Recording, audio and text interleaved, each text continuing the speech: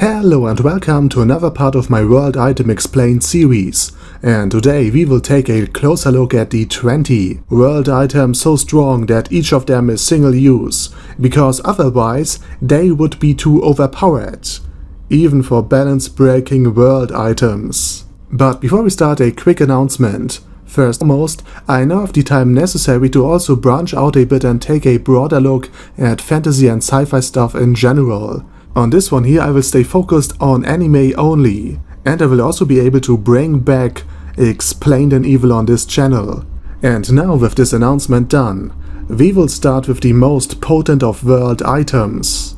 And we already know about an entity that is in possession of two of these incredible weapons. The glorious tomb of Nazarick, of course. Out of their 11 world items, Ainz possesses 2 of the 20, and apparently one of them is so potent that it can remove any status effect from anybody, even if the effect in question is due to another world item's use. Ainz briefly considered to use this item to remove the mind control effect from Schaltir, but ultimately decided against it, preferring a more hands-on approach. And now for my theory part. I suspect that this world item in question is Panacea. As one of the daughters of Asclepios, this Greek goddess is a symbol for universal health, and a universal remedy fit to cure any and all illnesses is also sometimes called Panacea. So if my theory is correct, then we already have a name and an effect for one of the unknown 20. And it would also make sense that you can take a potion only one time before you have to grab another one. So the bowl of Hygeia might restore health, while Panacea cures any and all status effects. But again, this is just my theory for one of the 20 in the possession of Ainz.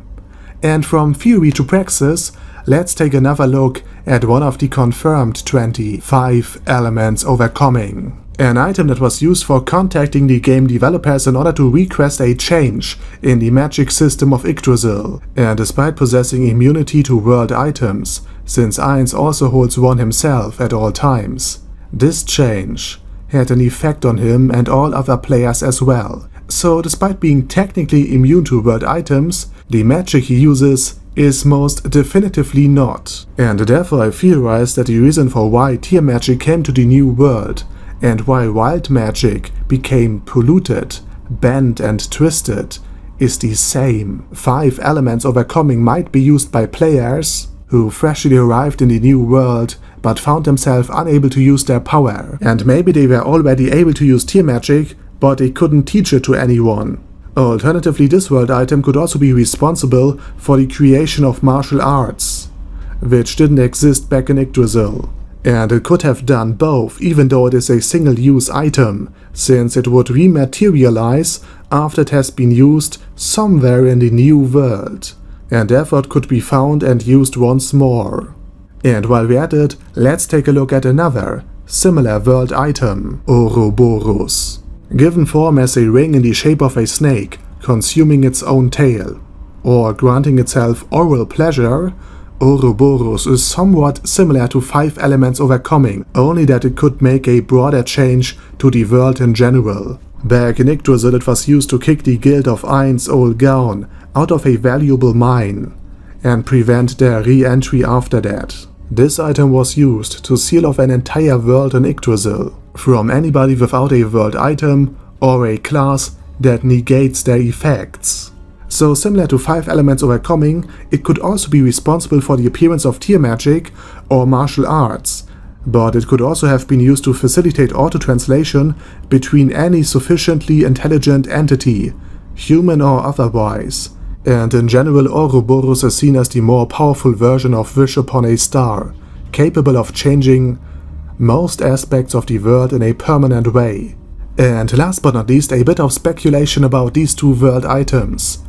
We know that Ainz, again we're talking about the guild, is in possession of 11 world items, and it was also stated that the guild next in line only possesses 3 world items.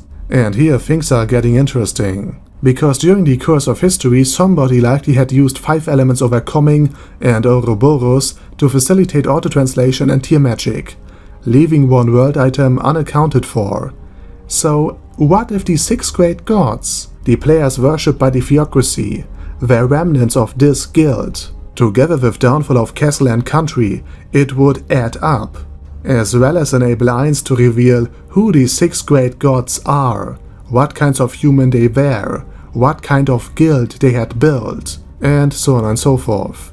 So from a chronological and a storytelling point of view, it would make sense. But again, this is just a theory.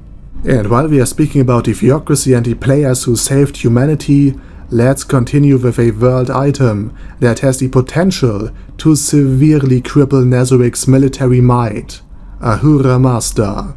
Named after the Lord of Light in Zoroastrian belief, this item is capable of inflicting massive amounts of damage against anything and anyone with a sufficiently negative karma value.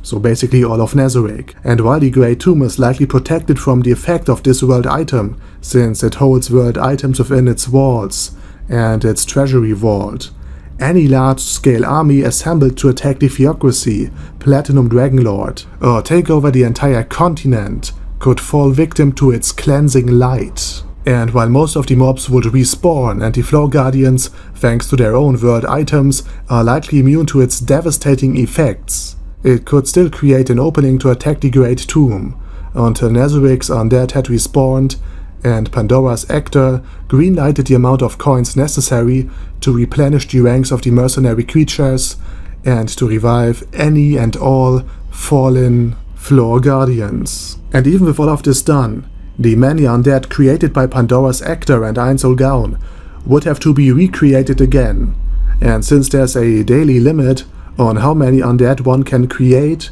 it will take a few months to a year for Nazarick to fully rebuild its military strength, and likely centuries to extract the amount of coins necessary to refill the treasury vault. And by the way, fun fact, the same Zoroastrian background likely served as inspiration for the Lord of Light, R'hllor, and the Fire Priestess from Game of Thrones. And while we're at this topic, let's continue with one of the most potent world items, Longinus. Named after the spear that wounded Jesus, it has the power to remove any target from the game, not kill, remove. And therefore neither resurrection spells nor cash items will work in bringing the target back online, and the only option to restore the lost data would be the use of another world item with resurrection powers. And the deletion effect is so severe that should an NPC be hit by it, the total level cap of the guild base will be reduced by the level of the NPC hit by Longinus. But for this potent effect, the user pays a huge price, because his own existence will also be permanently deleted from the game, unless restored via the same world class item. So yeah, a double-edged spear. And there's also a second, unnamed and unknown world item in the Treasury Vault of Nazarick, of which little to no infos exist, but since both of the 20 are kept in the Treasury Vault, we can assume that the final world item we are going to talk about, or rather theorize about, is not one of the 20. I'm talking about the Red Orb of Ainz. And oh boy, based on my research, this thing might become incredibly important in the end of the Overlord story. So of course it will get its own video, but I'm also pretty sure that it is not one of the 20. And at the end, let's recapitulate by going over each of the items in Nazarick's possession. The Throne of Kings. Currently in the Throne Hall of Nazarick, their teleportation is prohibited.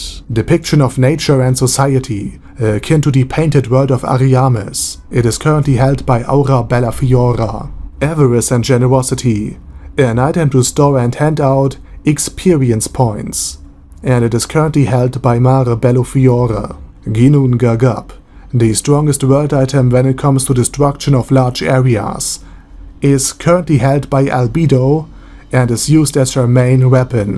One of the 20, likely named Panacea, that cures all status effects, is currently stored in the Treasury Vault of Nazarick. Billion Blades, one of the items handed to either Demiurge or Cocytus, and it is likely an incredible offensive weapon. Hygeia's Bowl, the other item handed to either Demiurge or Cocytus, It likely has healing effects. Shaltier's item, the one formerly held by Oriole Omega, the youngest of the Pleiades sisters, might be related to the Gate spell, the Caloric Stone, which might have been used to build Albedo, a golem in the form of a wind-up doll. But again, just my theory. The second of the 20 of which little is known about, other than it is still stored in the Treasury vaults of Nazarick as well. And last but not least, the Red Orb of Ainz Olgaun, which, as mentioned, will get its own video. And last but not least, a little afterthought. With the search for Shaltier's attacker ongoing, and other world items just recently confirmed to exist, there might be an incoming increase of world items in the possession of Nazarick. And with all of that said, this is it for today's video about world items. Thanks for your continued interest in this channel and my output. It is always nice to go through your comments, thoughts and theories. And with all of that said, I hope to see you all again soon under my next video. Have a nice day, over and out.